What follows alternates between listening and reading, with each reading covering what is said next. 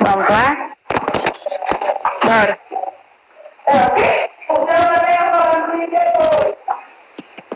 Esse trabalho é referente à disciplina de Sociolinguística e nela decidimos abordar o tema Análise de uma entrevista sociolinguística, uma perspectiva de investigação do estilo monitorado de fala.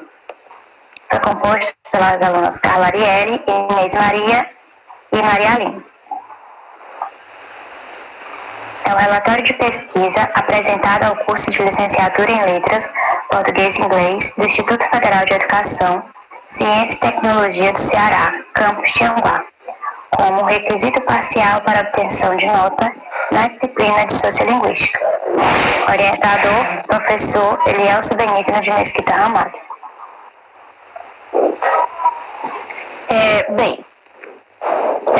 Aqui está apresentando o resumo do trabalho, e este trabalho ele tem como objetivo mostrar os tipos de variações linguísticas no que chamamos de fala monitorada.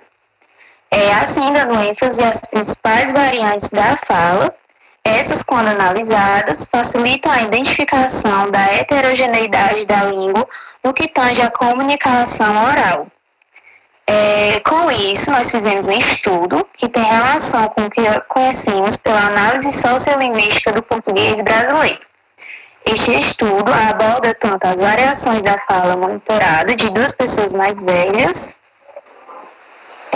no caso de 3 pessoas mais velhas, visando sempre a zona em que elas habitam, ou seja, sejam em regiões rurais ou urbanas.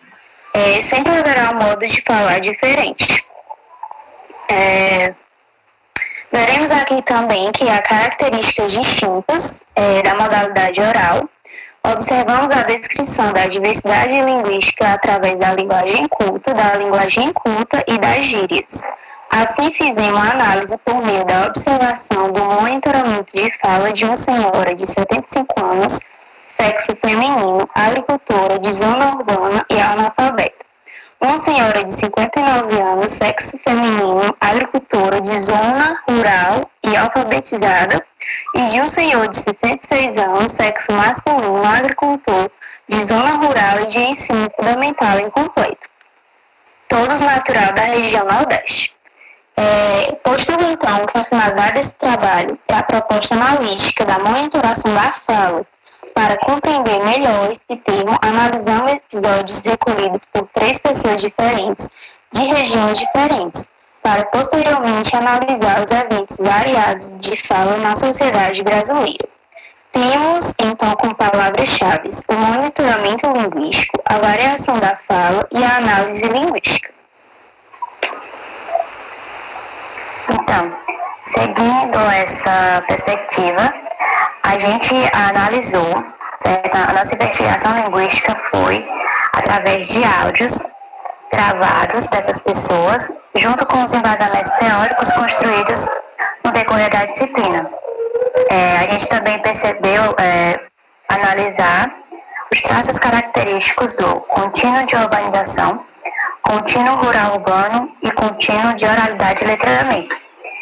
Tivemos como base teórica principal o texto, o modelo para análise sociolinguística do português brasileiro, de Stella Maris e Ricardo Bortoni, e o nosso corpus de observação foi totalizado em 6 minutos e 18 segundos de áudios, de falantes de origem distintas e que, consequentemente, possuem um idioleto diferente, carregado das mais diversas e peculiares influências linguísticas, onde a coleta de dados proporcionou a abordagem e a investigação, levando em consideração a influência do interlocutor no processo da escolha estilística do falante. Pronto. Além disso, vale ressaltar aqui uma citação do texto que a gente estava trabalhando. Para operacionalizar o contínuo de monitoração estilística, estamos levando em conta o grau de atenção e de planejamento conferidos pelo falante à sua interação. O grau de atenção e de planejamentos conferidos, por sua vez, vai decorrer de vários fatores, entre os quais enfatizamos a acomodação do falante a seu interlocutor, o apoio contextual na produção dos enunciados, a complexidade cognitiva envolvida na produção linguística e a familiaridade do falante com a tarefa comunicativa que está sendo desenvolvida. Isso porque a gente percebeu que quando fomos gravar os áudios, os falantes, por sua vez, imporam um grau de monitoramento linguístico maior por conta de estarem sendo entrevistados. No nosso desenvolvimento, vamos abordar a questão da análise dos eventos linguísticos de monitoramento de fala. Episódio número 1. Carla? Então, o episódio número 1 ele vai consistir em uma entrevista com uma senhora de 59 anos, sexo feminino, de zona rural, agricultora e alfabetizada. O estilo é semi-monitorado e é um evento de oralidade. O episódio fala: a minha história que vou contar é da minha vida de agricultura, porque eu com 9 anos já trabalhava na agricultura. Aí, mas o meu pai ia ajudar. Era muito filho e eu não tinha condição, era muito difícil e todo mundo tinha que trabalhar. Eu era a mulher da casa e era a única filha mulher que tinha, e aí depois foi que nasceu mais 2. Os outros era tudo homem, e eu sempre mais eles, todo tempo como cabra macho, mas eles trabalhando. Meu pai trabalhava nos engenhos fazendo garapa de rapadura. Com o tempo, fiquei moça, e com 15 anos me juntei com meu marido e vim morar mais ele, mas ainda continuei na agricultura. E aí foi que a tarefa foi grande para a gente trabalhar, porque só eu e ele, e foi o tempo em que nasceu minha filha mais velha. Continuamos na agricultura até hoje e criei meus filhos. A vida sempre foi difícil, nesse tempo que criei meus 5 filhos. Hoje estão todos criados e faço tudo pelas minhas filhas, porque eu não quero para nenhuma delas a vida que eu tive de ir sofrendo nos matos, na roça, no sol, porque é muito sacrificoso. Então, o que a gente observa nesse fragmento, né? Observamos diversos traços de variação no momento do monitoramento da fala, como, por exemplo, a vocalização da lateral palatal LH em mulher, né, quando ela diz mulher, que seria mulher. Ou a ócope, que é a queda de um fonema no fim da palavra, quando ela diz trabalhar em vez de trabalhar, né? Ou seja, temos a supressão do fonema R no final da palavra. Temos também a despalatalização, que consiste na perda do traço palatal na articulação de um fonema. Este fonema é apontado como caso típico de economia da língua causado pela facilidade de articulação. É o caso, por exemplo, quando ela diz filha no lugar de filha, né? Tem a retirada do LH. Além desses, nós podemos observar também a questão das gírias, muito utilizadas na linguagem de pessoas residentes na zona rural. Como, por exemplo, no texto, a sentença cabra macho, né? Que diz respeito a uma mulher que fazia o mesmo trabalho pesado dos homens. Seguindo então com a análise, fica evidente que a senhora de 59 anos está mais situada no espaço linguístico rural e que é influenciada por essa cultura social, que ocasiona posteriormente uma linguagem mais informal daquelas que moram em regiões urbanas. Por fim, o estilo da entrevista é uma fala monitorada, já que mostra uma postura e um discurso próprio de uma pessoa. Episódio número 2. Esse episódio é uma entrevista sociolinguística com uma senhora dona de casa, 75 anos, de antecedentes rurais, proveniente do interior do estado do Ceará e radicalizada na periférica da cidade em que reside. O estilo semi-monitorado, evento de oralidade. Então, aqui é um trecho da fala dela. O que aconteceu é que eu morava ali no campo do Laurão. Aí eu fui obrigada a vender minha casa porque meu marido caiu doente. Muito doente mesmo. Aí nós pegamos, aí a gente fomos embora. Fomos embora pro meio do mundo. No meio do mundo eu sofri tanto. Botei meus filhos nas calçadas, esperando uma carona. Para me pedir uma carona, ninguém me dava. Mas eu fiquei com muita vergonha. Mas botei a vergonha do lado e fui. Seu Zé, senhor, me faça uma caridade. Leve meus filhos até em Teresina, porque eu não tenho condição. Meus filhos estão dormindo no chão. Olha aí, eu não tenho dinheiro para me viajar. Aí ele pegou, botou meu marido e meu filho mais velho debaixo de uma lona e eu fui na mulher mais as minhas crianças. Aí ele me deixou no restaurante, na calçada de Teresina. Aí eu, morta de fome, não tinha R$ 1 para me comer, nem 50 centavos, nem nada. Nesse tempo eu não conhecia dinheiro, e eu sou uma pessoa analfabeto. Aí, quando foi à noite, meu marido arrumou uma carona e nós viemos dentro do jacá de Teresina de volta para Tianguá. Dei graças a Deus quando eu cheguei. Eu criei minha família foi com sofrimento, não foi com facilidade. E hoje eu sou mãe de 8 filhos. Sobre esse fragmento, foi possível identificar que a interlocutora faz muito uso de variação diastrástica, que está relacionada a fatores socioeconômicos da entrevistada. E, no caso, a variação diastrástica se refere às considerações de análise como classe social, sexo, idade e grau de escolaridade. Nesse trecho do evento linguístico, a entrevistada é uma mulher de classe social baixa, que não foi escolarizada, se encontrava no momento da entrevista bem à vontade para explicar um acontecimento marcante de uma situação real a qual queria relatar. Fica explícito no discurso semi-monitorado da interlocutora a presença da assimilação do ND por N, como na pronúncia da palavra dormindo por dormindo. Além do mais, percebe-se a imposição de traços segmentais da fala próprios da variedade rural, como na utilização de expressão senhor, família, sofrimento, dinheiro, para mim comer.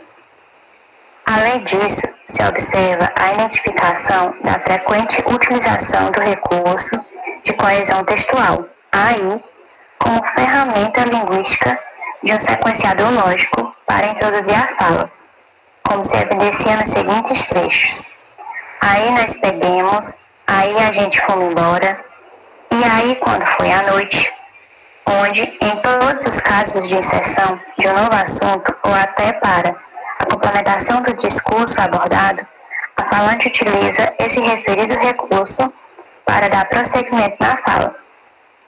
É perceptível também que a entrevistada faz a substituição do pronome pessoal de terceira pessoa no plural, nós, pela expressão do uso do termo a gente, como se retrata nos seguintes trechos.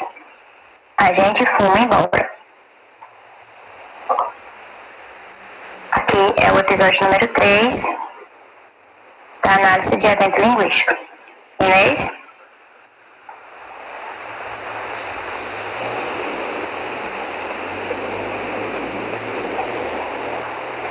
Carla, tá me ouvindo? Episódio número 3.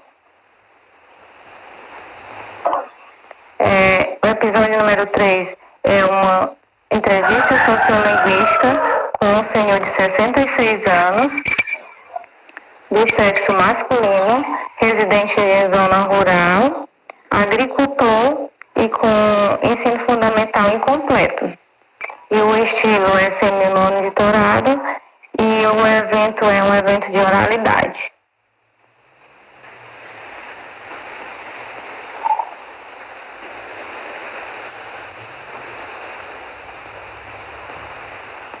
Aqui trecho da entrevista. O que eu tenho para dizer é que depois que eu me casei, eu trabalhei numa firma, na mina da Pedra Verde, onde era junto com um bocado de peão. E aí a gente trabalhava lá e subia a ladeira todo dia. Todo dia a gente descia e subia. E aí a firma começou a fracassar e atrasar os pagamentos. E a gente comprava num bocado de comércio. Comprava num, comprava no outro, fiado. E derrendo fazendo conta para todo lado.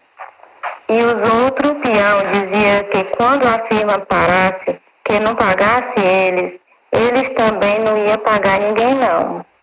Aí os donos de comércio tudinho quebraram quando as firmas parou. Todo mundo derrendo as contas nos comércios. E a firma parou e não pagou a gente. Aí eu sempre dizia que quando a firma parasse, eu ia trabalhar para pagar. Os outros podiam não querer pagar não, mas eu ia trabalhar para pagar minhas contas.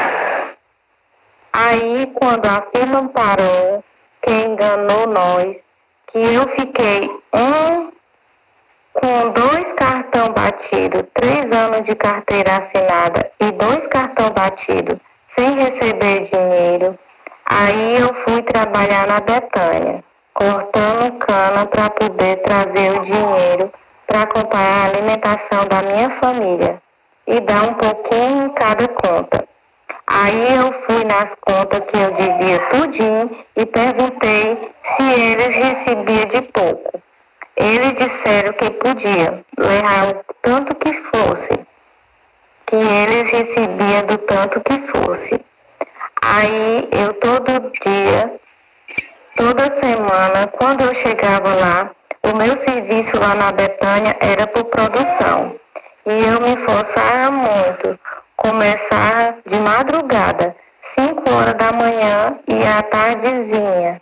Aí, quando era de tarde, a minha produção estava muito alta.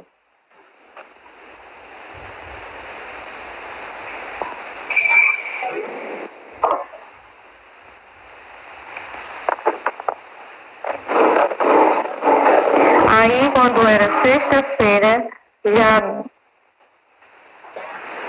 ia bater minhas contas, descontar a minha alimentação de lá da firma. Aí eu vinha embora, quando chegava aqui, ia cada um comércio que eu estava derrendo, conta atrasada, eu dava um pouquinho e comprava outras coisas a dinheiro e trazia para minha família comer. E quando era domingo, eu voltava de novo. Aí nisso, eu a cada semana que eu chegava, eu pagava um pouquinho, uma partezinha das minhas contas. Aí eu fui até que terminei de pagar minhas contas, indo ganhar esse dinheiro lá, cortando cana lá na fábrica da Betânia. Como podemos perceber, nessa entrevista sendo monitorada,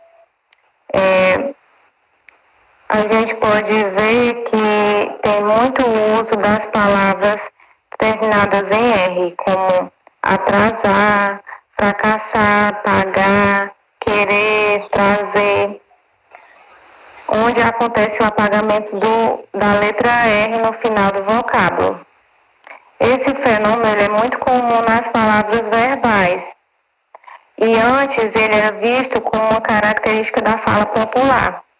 Mas essa manifestação da língua portuguesa, ela não é tão recente.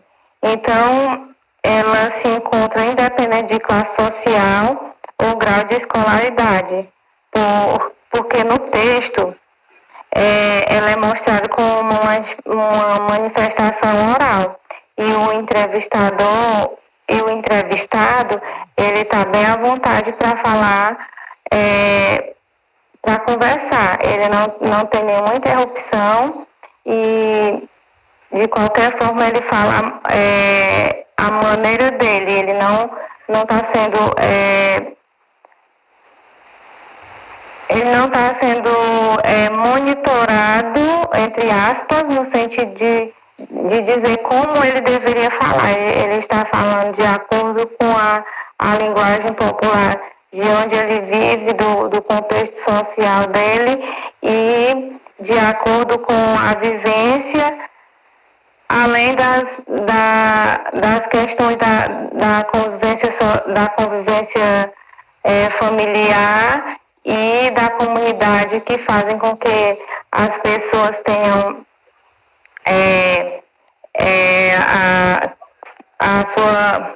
as suas falas bem populares e ao mesmo tempo individualizadas entre si.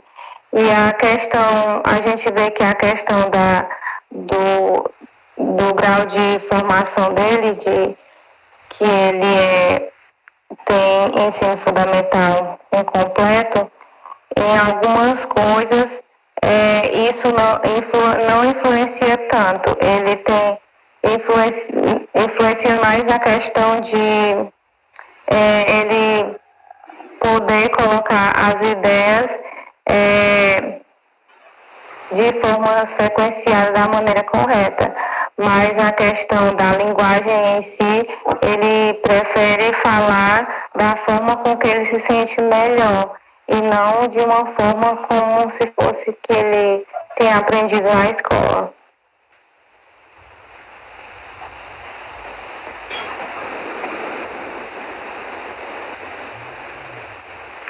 Bem, aqui nós, depois de fazer a análise desses três